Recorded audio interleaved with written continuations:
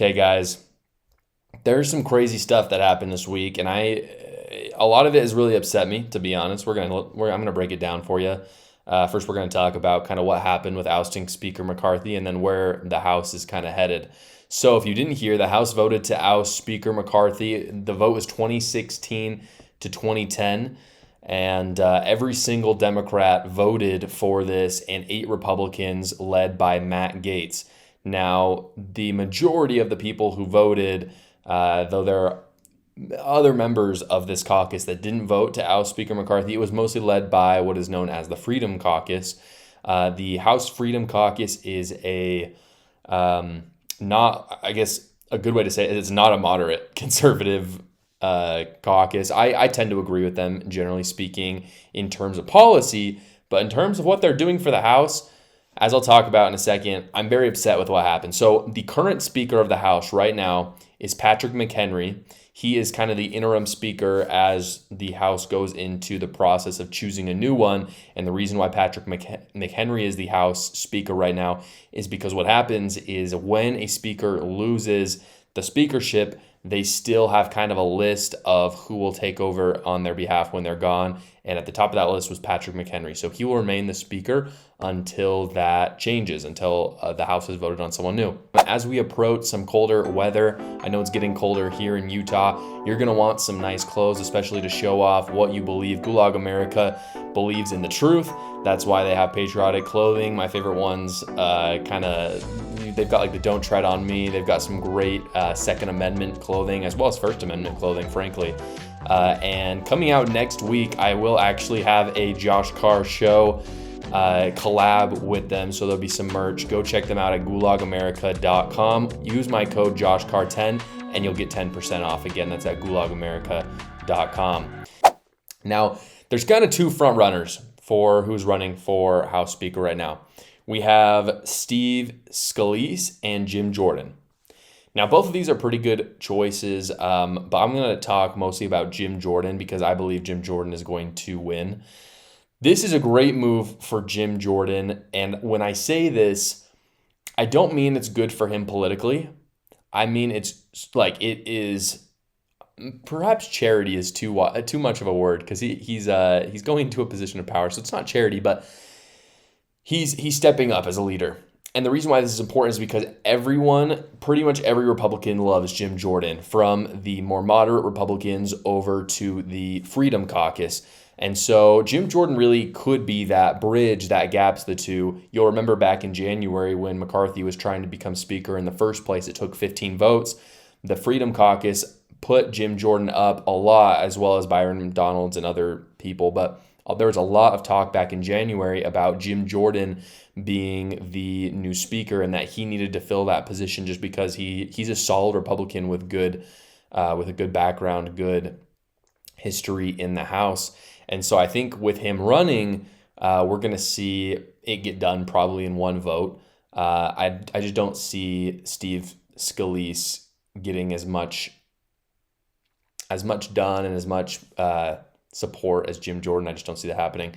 A ton of people urged him to run the first time. He didn't want to do it. Again, it comes back to like high school. I brought this up in January when I was talking about McCarthy.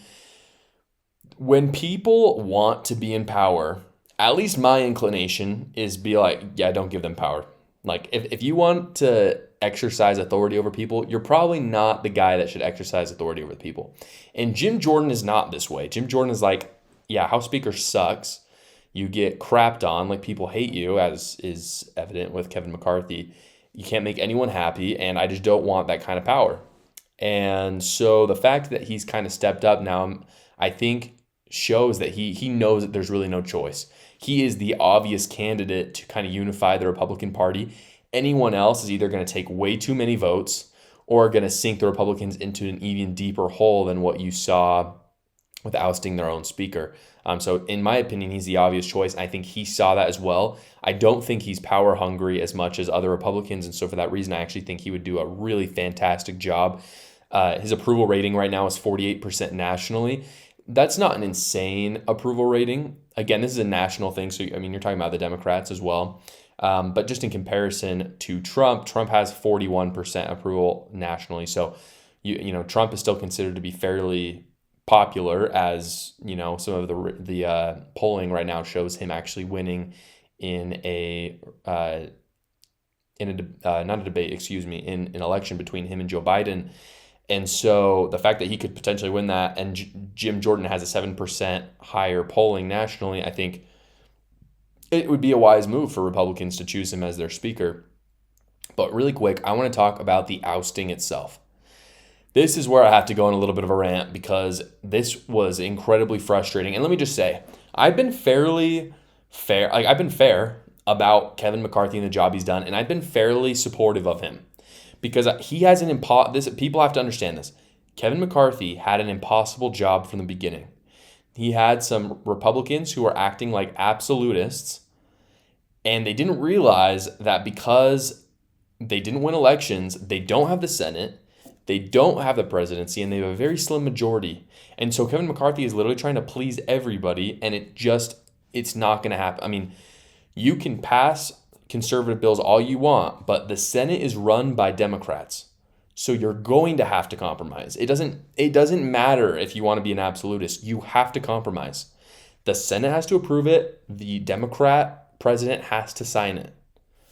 And so Kevin McCarthy, I thought, had an impossible job, and I think he did well with what he had. He had to work with a very small majority. Literally 8 members in Congress would just take that, majority away at any time, which they did. And so what we saw this last week is that he had to make concessions to get Democrats about keeping the government open for 45 more days. Now, am I happy with what happened in that bill? No. I don't think it was the right move. But just to put this into perspective, Matt Gaetz then had a temper tantrum and sided with the Democrats.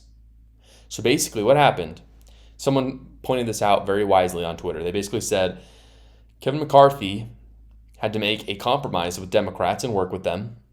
And Matt Gaetz's response is, I'm going to now work with a unanimous Democrat Party because Kevin McCarthy worked with the Democrat Party.